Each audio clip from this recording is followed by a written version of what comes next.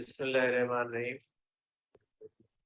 कल हमने डिस्कस किया था पोटेंशियल ग्रेडियंट के बारे में और इलेक्ट्रॉन वोल्ट के बारे में और इक्विपोटेंशियल जो सरफेसेस थे उनके बारे में हमने डिस्कस किया था कि इक्विपोटेंशियल सरफेस किसको कहा जाता है, या इलेक्ट्रॉन वोल्ट क्या होता है, या पोटेंशियल ग्रेडियंट क्या होता है।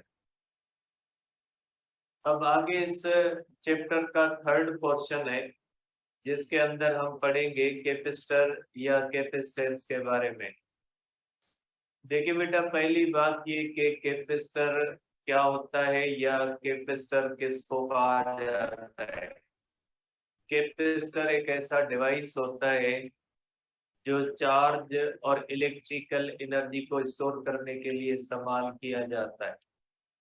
तो कोई भी ऐसा डिवाइस जो चार्ज और इलेक्ट्रिकल एनर्जी को स्टोर करने के लिए इस्तेमाल किया जाए उसको कैपेसिटर कहा जाता है।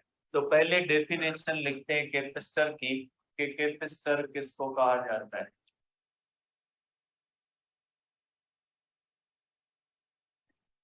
Device used to store charge and electrical energy. बेटा, ऐसा डिवाइस जो चार्ज और इलेक्ट्रिकल एनर्जी को स्टोर करने के लिए इस्तेमाल किया जाए, ऐसे डिवाइस को हम कहते हैं कैपेसिटर। मीन्स हम जिसको इस्तेमाल करके इलेक्ट्रिकल एनर्जी को स्टोर कर पाए। ठीक है, आपको पता है बेटा कि कैपेसिटर चार्ज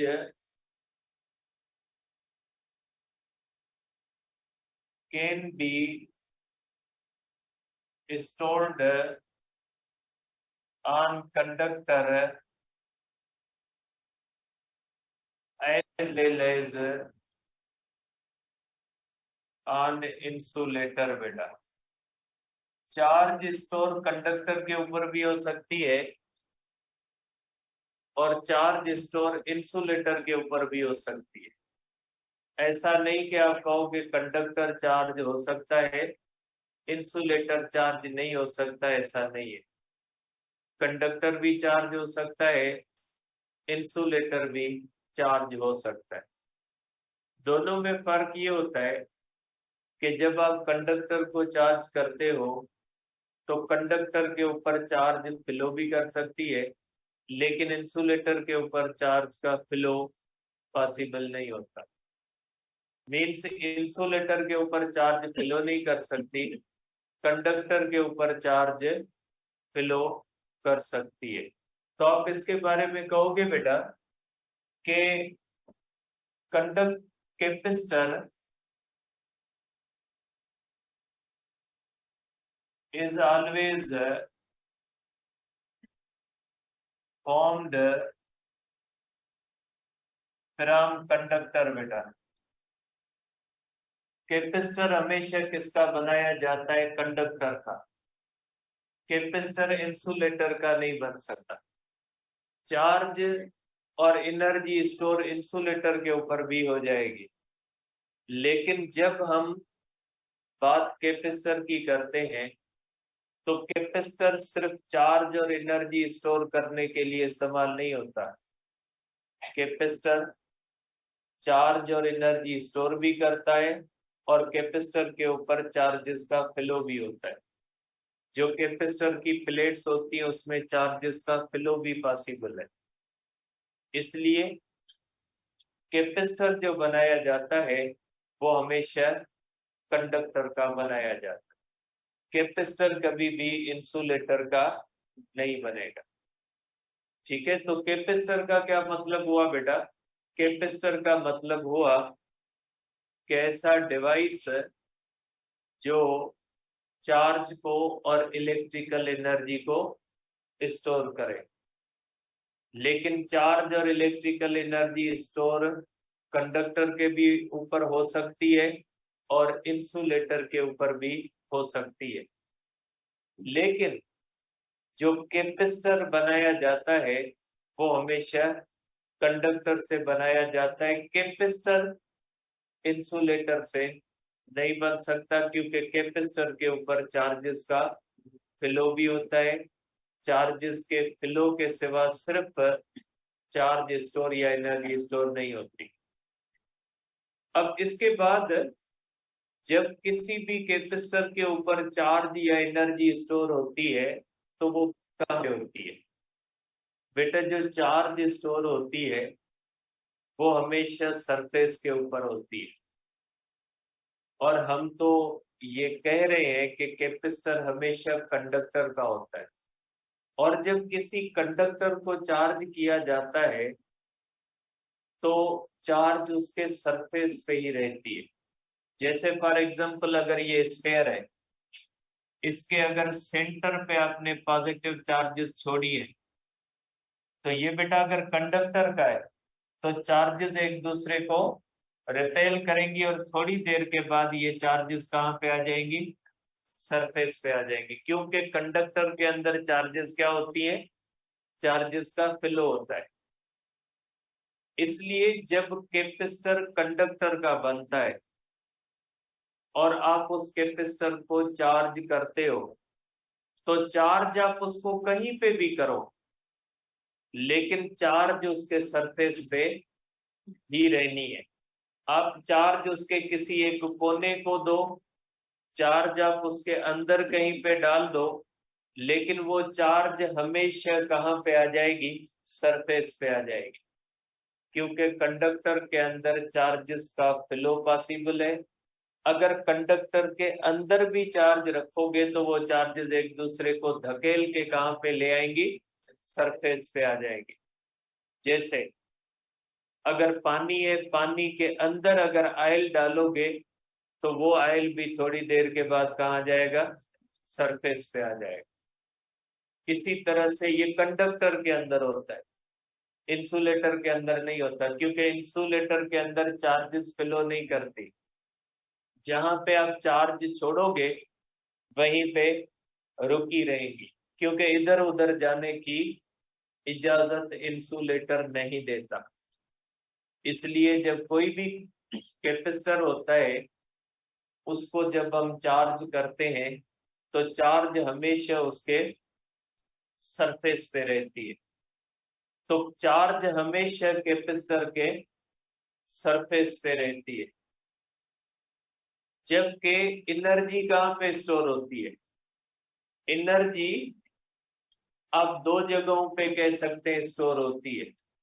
एक तो उन चार्जेस के पास, क्योंकि एनर्जी चार्जेस के अंदर होती है। आप ये कह सकते हैं कि एनर्जी भी उन चार्जेस के साथ सरफेस पे स्टोर होती है, या बेहतर ये है कि आप ये कहें कि ये इलेक्ट्रिक फील्ड की सूरत में सराउंडिंग में स्टोर होती है।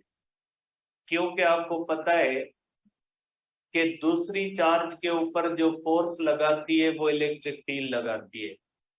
तो आप ये कहेंगे कि चार्ज कहाँ पे स्टोर होती है? चार्ज स्टोर होती है सरफेस पे, और इलेक्ट्रिकल एनर्जी कहाँ पे स्टोर होती है? सरफेस पे या इलेक्ट्रिक फील्ड के अंदर। बेहतर ये है कि आप ये कहें कि चार्ज स्टोर होती है सरफेस पे और एनर्जी कहाँ पे स्टोर होती है? इलेक्ट्रिक फील्ड के अंदर। अब ये एनर्जी आती कहाँ से, इसको आगे डिस्कस करते हैं बेटा। ठीक है, तो आप कहोगे बेटा, आप इसको इस तरह से कहोगे बेटा कि charge is stored on surface of plates and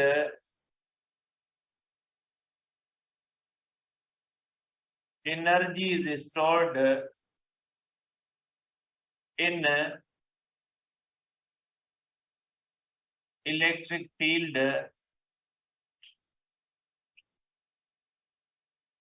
surrounding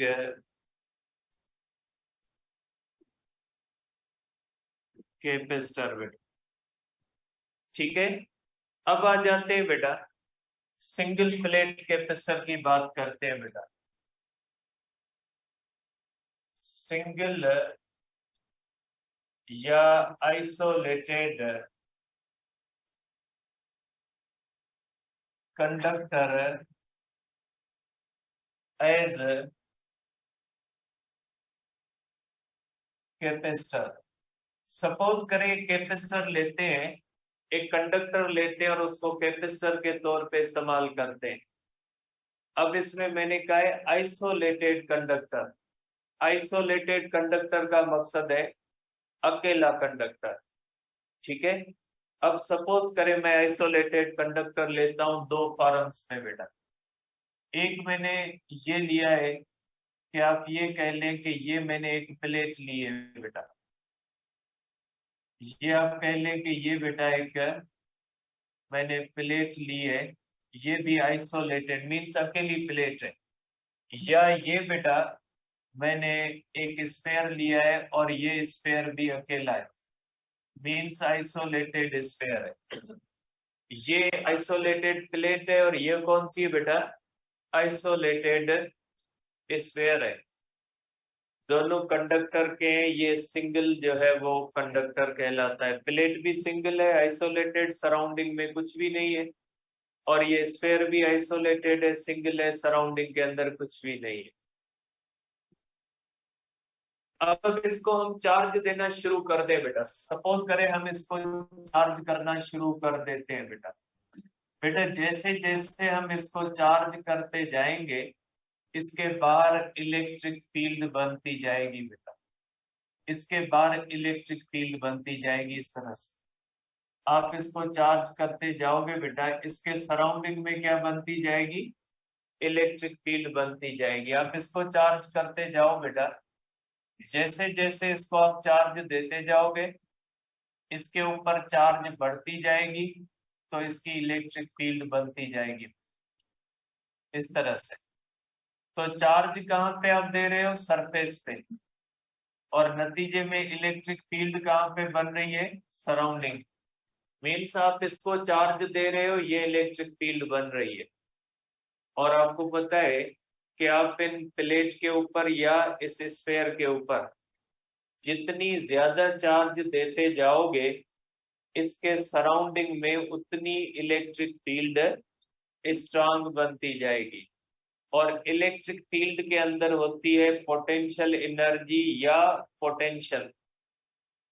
इसका मतलब ये हुआ कि जब आप किसी भी प्लेट को या स्फेयर को एज अ कैपेसिटर इस्तेमाल करोगे तो उसके ऊपर जितनी ज्यादा चार्ज स्टोर करते जाओगे उसके नतीजे में उस कैपेसिटर के बाहर सराउंडिंग में इलेक्ट्रिक फील्ड स्ट्रांग होती जाएगी। मीन्स चार्ज जितनी बढ़ती जाएगी कैपेसिटर के सराउंडिंग में पोटेंशियल या पोटेंशियल एनर्जी ज्यादा स्टोर होती जाएगी। अगर आपने किसी भी कैपेसिटर को थोड़ी चार्ज दी है, जैसे ये अगर मैं प्लेट्स को इस तरह लूं, सपोज करें आपके पास ये प्लेट है बेटा, आपने इसको 1 कूलम चार्ज दी और इसके अंदर 1 वोल्ट स्टोर हुई बेटा।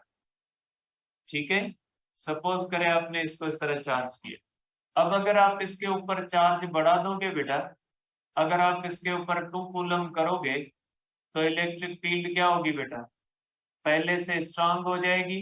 तो इसके अंदर क्या हो जाएगा बेटा, पोटेंशियल क्या हो जाएगा, बढ़ जाएगा। इसका मकसद है अब जितनी ज्यादा चार्ज देते जाओगे उसकी इलेक्ट्रिक फील्ड उतनी स्ट्रांग बनती जाएगी। और जितनी इलेक्ट्रिक फील्ड स्ट्रांग बनती जाएगी आप कहोगे उस इलेक्ट्रिक फील्ड के अंदर उतना ज्यादा पोटेंशियल स्टोर होता जाएगा। इसमें भी ऐसे ही होगा बेटा। ठीक है, इसमें भी ऐसे होगा। तो बेटा हम कहते हैं कि जब आप किसी भी कैपेसिटर को चार्ज देते हो बेटा तो Q is directly proportional to V बेटा। ये आती है इसकी बुनियादी इक्वेशन कि जितनी आप ज्यादा चार्ज देते जाओगे उसके अंदर उतना ज्यादा पोटेंशियल स्टोर होता जाएगा।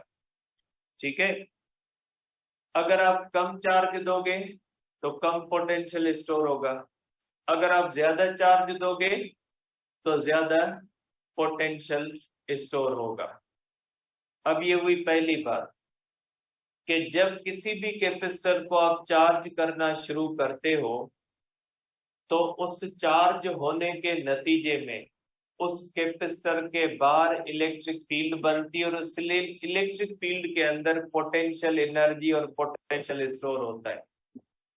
और वो जो पोटेंशियल एनर्जी या पोटेंशियल स्टोर होता है वो डायरेक्टली प्रोपोर्शनल होता है चार्ज के। जितनी आप चार्ज ज्यादा दोगे उतना सराउंडिंग में ज्यादा पोटेंशियल एनर्जी या पोटेंशियल स्टोर होगा। अगर आप कम चार्ज दोगे तो कम पोटेंशियल एनर्जी और पोटेंशियल स्टोर होगा। अब ये पहली बात। अब आ जाते हैं दूसरी बात कि जब आप किसी भी कैपेसिटर को चार्ज करते हो तो उसके सराउंडिंग में जो पोटेंशियल या पोटेंशियल एनर्जी स्टोर होती है वो आती कहां से? क्योंकि energy can not be created, can not be destroyed. बेटा ये एनर्जी उस सोर्स से आती है जो सोर्स कैपेसिटर को चार्ज करता है। जाहिर सी बात है इस कैपेसिटर को या इनको आपने किसी सोर्स के थ्रू चार्ज करना शुरू कर दिया, तो वो जो सोर्स होता है वो एनर्जी देता है और उसी एनर्जी की वजह से ये चार्ज भी होता है और उसी वही एनर्जी जो होती है वो कहाँ पे स्टोर होती है? इलेक्ट्रिक फील्ड में पोटेंशियल या पोटेंशियल एनर्जी की सूरत में। तीसरी बात कि ये जो चार्जिंग का प्रोसेस होता है ना ये लीनियर नहीं होता, लीनियर नहीं होता ये चार्जिंग का प्रोसेस। अब देखें जब ये शुरू में प्लेट होती है तो न्यूट्रल होती है, आप इससे इजीली इलेक्ट्रॉन डाल लेंगे क्योंकि आप इसको अगर पॉजिटिव चार्ज करोगे तो इससे इलेक्ट्रॉन निकालोगे, अगर आप इसको नेगेटिव चार्ज करोगे तो इलेक्ट्रॉन क्या करोगे बेटा? इसको दोगे। तो बेटा जब ये न्यूट्रल प्लेट है इसको आप पॉजिटिव चार्ज करना शुरू करते हो स्टार्ट में तो ये न्यूट्रल होती है और न्यूट्रल से इलेक्ट्रॉन निकालना आसान होता है। आपने इसे इलेक्ट्रॉन निकाले, ये पॉजिटिव चार्ज हुई। अब आप दूसरे इलेक्ट्रॉन निकालोगे तो पहले आप न्यूट्रल प्लेट से इलेक्ट्रॉन निकाल रहे थे, अब किस में से निकाल रहे हो? अब चार्ज पॉजिटिव चार्ज वाली प्लेट से इलेक्ट्रॉन निकालते हो।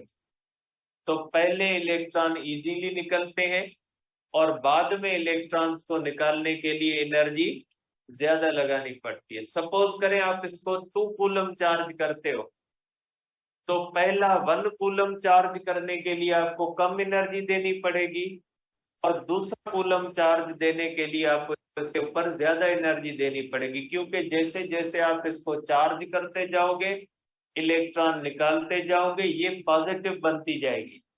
और पॉजिटिव प्लेट से इलेक्ट्रॉन निकालना मुश्किल होता है क्योंकि पॉजिटिव प्लेट इलेक्ट्रॉन को क्या करती है? अट्रैक्ट करती है।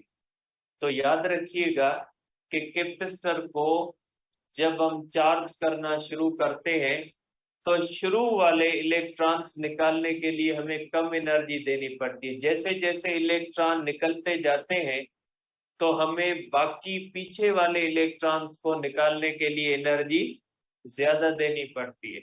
इसलिए आपने नोट किया होगा कि जब मोबाइल की बैटरी चार्ज करते हैं तो शुरू में उसका परसेंटेज तेजी से बढ़ना शुरू होता है, लेकिन जैसे जैसे ये परसेंटेज 80-90 होना शुरू हो जाता है उसके बाद इसका चार्जिंग का रेट क्या हो जाता है? बहुत ही स्लो हो जाता है और 100 तक पहुंचने में बहुत ज्यादा टाइम लगता है। तो बेटा तीसरी बात ये हुई कि ये जो चार्जिंग का प्रोसेस होता है ये लीनियर नहीं है, ये एक्सपोनेंशियल नेचर का होता है कि जब किसी भी कैपेसिटर को चार्ज किया जाता है तो शुरू में वो तेजी से चार्ज होना शुरू हो जाता है और जैसे जैसे उसके ऊपर चार्जेस बढ़ना शुरू होती है तो बाद में उसको चार्ज करने के लिए एनर्जी भी ज्यादा चाहिए होती है और टाइम भी क्या आता है, ज्यादा चाहिए होता है। तो तीन बातें हुई बेटा। पहली बात ये कि जब आप कैपेसिटर को चार्ज करना शुरू करते हो तो उस कैपेसिटर के ऊपर जितनी ज्यादा चार्ज देते जाओगे उसके सराउंडिंग में उतनी इलेक्ट्रिक फील्ड स्ट्रांग बनती जाएगी और उसकी सराउंडिंग में जितनी आप चार्ज दोगे उसकी सराउंडिंग में उतनी इलेक्ट्रिक फील्ड ज्यादा होगी, पोटेंशियल एनर्जी ज्यादा स्टोर होगी और पोटेंशियल भी ज्यादा स्टोर होगा। दूसरी बात कि ये जो चार्ज स्टोर होती है या पोटेंशियल एनर्जी स्टोर होती है, इसमें एनर्जी कहाँ से आती है बेटा, एनर्जी आती है एक्सटर्नल सोर्स से। और तीसरी बात ये हुई कि जब आप कैपेसिटर को चार्ज करना शुरू कर देते हैं तो शुरू में वो तेजी से चार्ज होता है और बाद में वो चार्जिंग का प्रोसेस स्लो हो जाता है। ठीक है। अब चौथी बात बेटा, देखिए अब इसको चौथी बात को समझने से पहले आप हुक्स लॉ को समझें। बेटा हुक्स लॉ कहता है कि जब आप स्प्रिंग को स्ट्रेच करोगे तो जितनी आप ज्यादा फोर्स लगाओगे उतना डिस्प्लेसमेंट क्या हो जाएगा, बढ़ेगा। ज्यादा फोर्स होगी ज्यादा डिस्प्लेसमेंट होगा। लेकिन हुक्स लॉ कहता है इसका मतलब ये नहीं कि आप इनफाइनाइट फोर्स लगाओगे तो इनफाइनाइट स्ट्रेच होगा। हुक्स लॉ कहता है एक लिमिट के अंदर रहते हुए, एक लिमिट के अंदर रहते हुए आप फोर्स लगाओगे डिस्प्लेसमेंट बढ़ेगा, लेकिन अगर उस लिमिट से आप क्रॉस कर लोगे तो स्प्रिंग फिर वापस नहीं आना। इसी तरह से ये फार्मूला कहता है कि आप जितनी इसको चार्ज दोगे उसके सराउंडिंग में पोटेंशियल ज्यादा बढ़ेगा, लेकिन इसका मतलब ये नहीं है कि आप चार्ज देते जाओ और उसके सराउंडिंग में पोटेंशियल बढ़ता जाए, ऐसा नहीं है।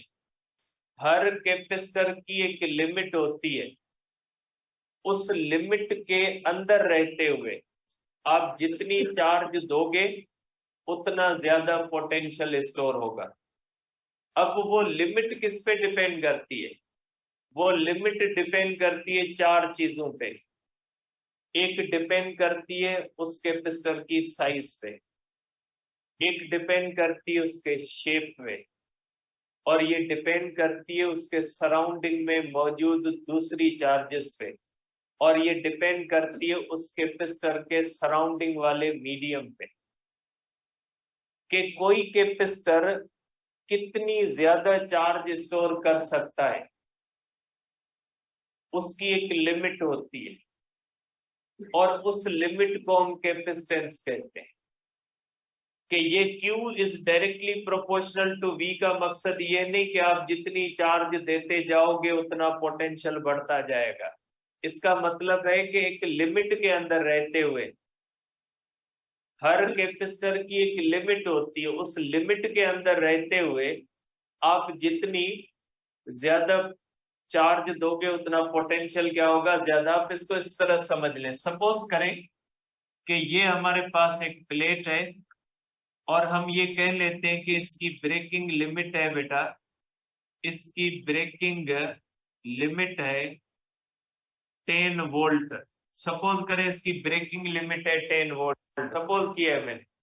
अब अगर आप इसको 1 कूलम चार्ज दोगे तो इसके ऊपर 1 वोल्ट होगा, 2 कूलम चार्ज दोगे तो 2 वोल्ट होगा, 3 कूलम चार्ज दोगे 3 वोल्ट होगा। इसी तरह से अगर आप 10 कूलम चार्ज दोगे तो 10 वोल्ट होगा।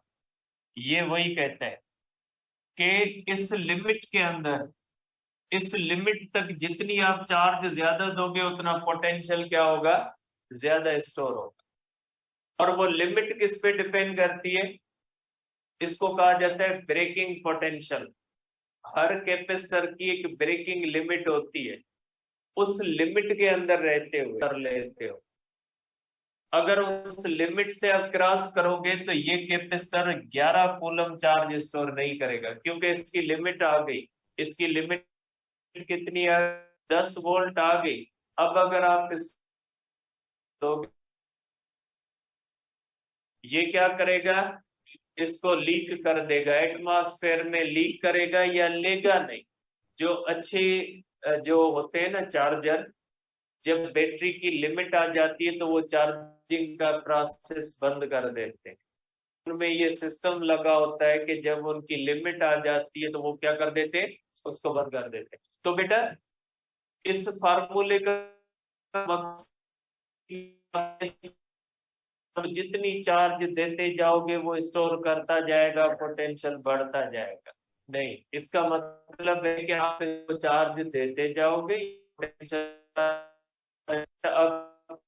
सर्टेन लिमिट, उस सर्टेन लिमिट को क्या कहा जाता है, कैपेसिटेंस। और वो किस पे डिपेंड करती है, साइज पे, शेप पे, सराउंडिंग वाली चार्ज पे, और सराउंडिंग वाले बड़ा कैपेसिटर है उसकी लिमिट ज्यादा होगी, छोटा कैपेसिटर है उसकी ये लिमिट क्या होगी, कम। और उस लिमिट को हम क्या कहते हैं, उस लिमिट को हम कहते हैं कैपेसिटेंस। तो ये फार्मूला किस तरह बनेगा कि Q is directly proportional to V but up to certain limit C।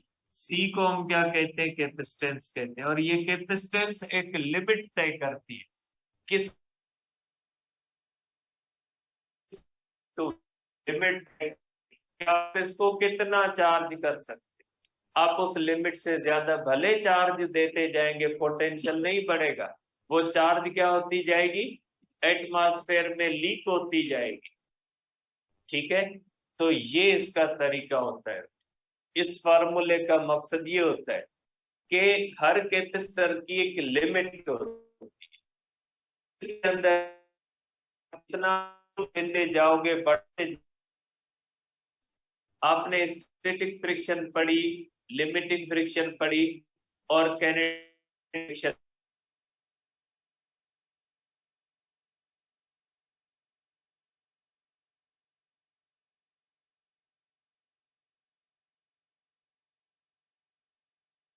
Force.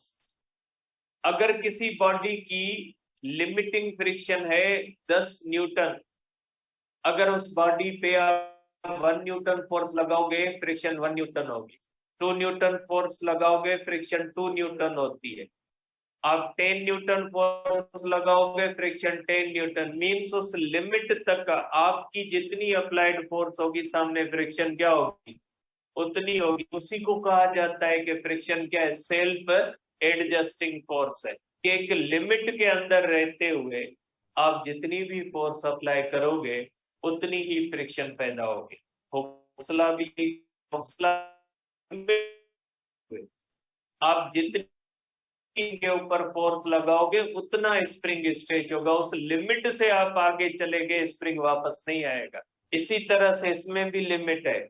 ये कहते हैं हर कैपेसिटर की एक लिमिट होती है, उस लिमिट के अंदर रहते हुए आप जितनी चार्ज ज्यादा दोगे उसके अंदर पोटेंशियल उतना ज्यादा स्टोर। लेकिन अगर वो कैपेसिटर चार्ज स्टोर करते करते अपनी लिमिट पे पहुंच गया, उसके बाद अगर आप चार्ज दोगे वो फिर Q इज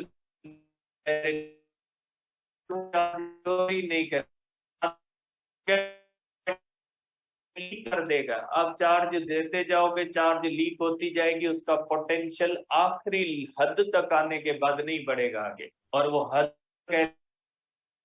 हम कहते हैं कैपेसिटेंस। और वो किस पे डिपेंड करती है, डिपेंड साइज पे, शेप पे, ठीक है।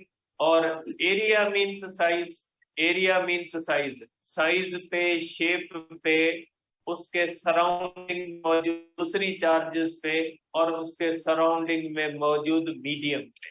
ठीक है, तो अब कैपेसिटेंस क्या बनी बेटा, आप कहोगे बेटा कैपेसिटेंस को किस तरह से डिफाइन करोगे बेटा। कैपेसिटेंस बेटा सी है एबिलिटी टू स्टोर चार्जेस बेटा।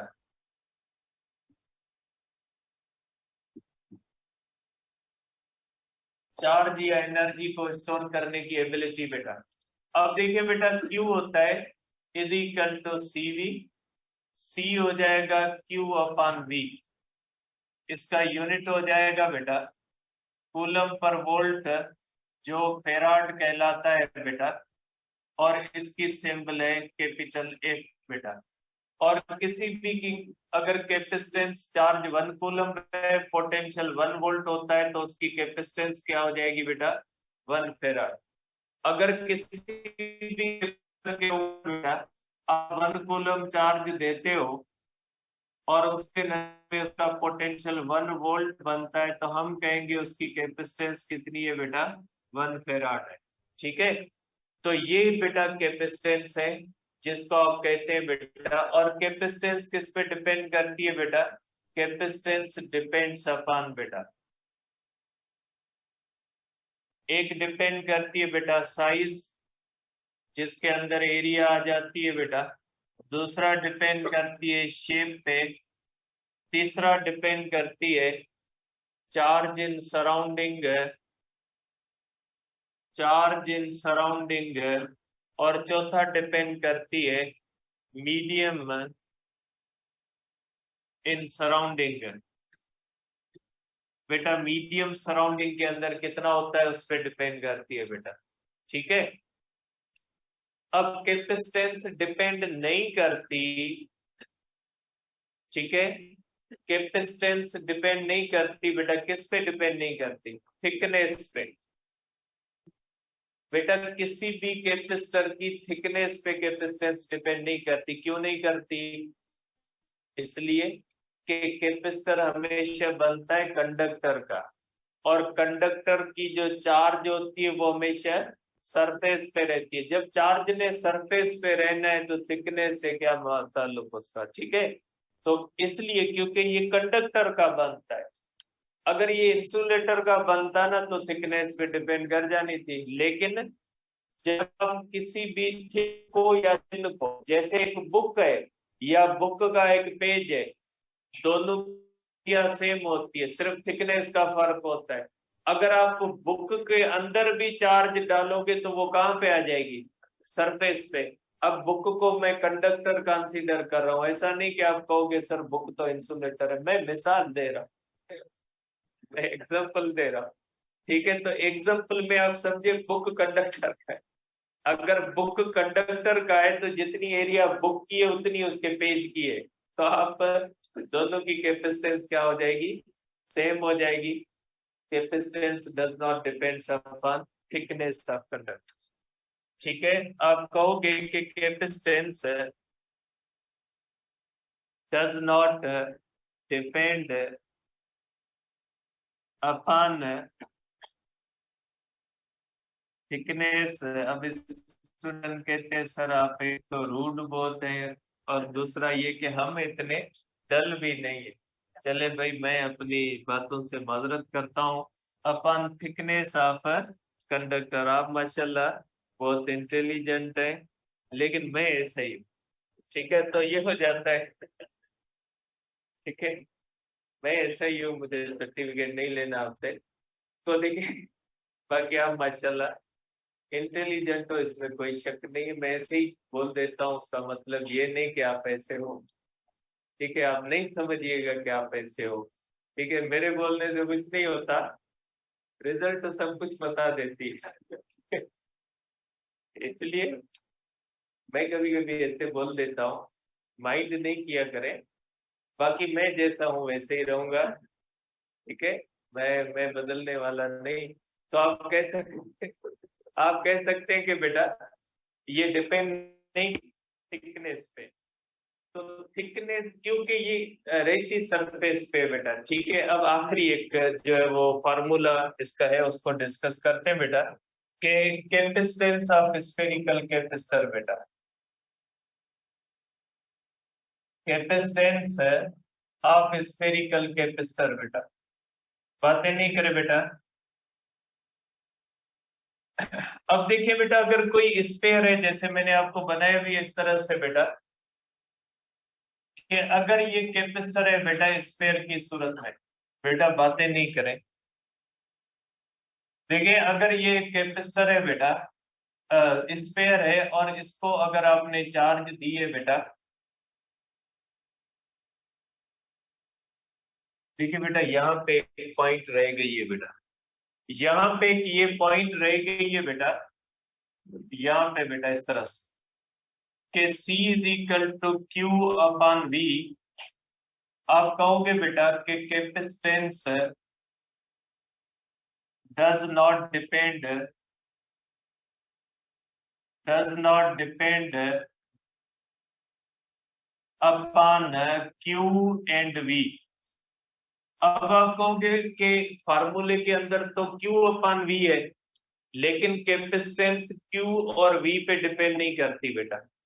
कैपेसिटेंस किस पे डिपेंड करती है, ये मैंने लिख दी है बेटा।